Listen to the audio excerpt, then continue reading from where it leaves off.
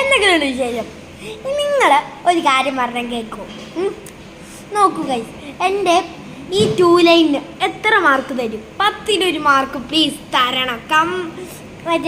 Comment വിടണം. Okay, ഞാൻ ചേച്ചി സുഖമല്ലേ?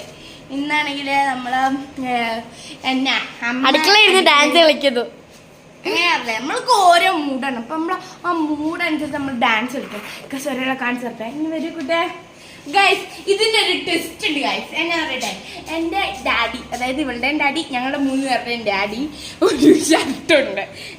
ഒരു വലിയ ഷർട്ടായിരുന്നു അത്.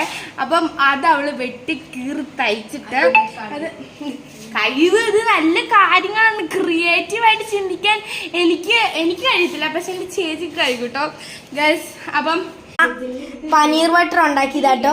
നമുക്ക് സൊമാറ്റോയിൽ നിന്ന് മറ്റേ റൊമാല റൊട്ടി ഓർഡർ ചെയ്തിട്ടുണ്ട്.